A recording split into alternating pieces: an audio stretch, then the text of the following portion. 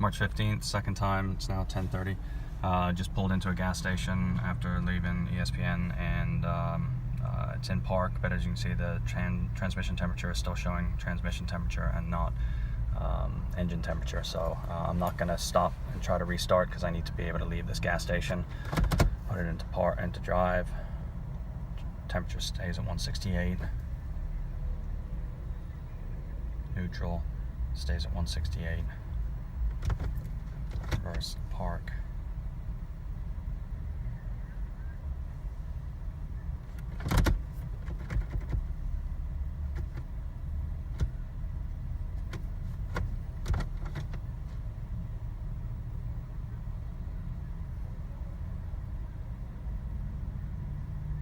So again, I'm not going to turn it off because I need to be able to leave the gas station, but it has not changed to engine temperature, so that transmission sensor is not detecting that it is actually coming out of drive and into park.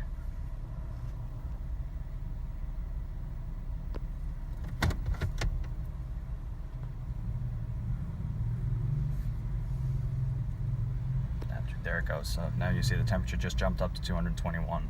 That is engine temperature.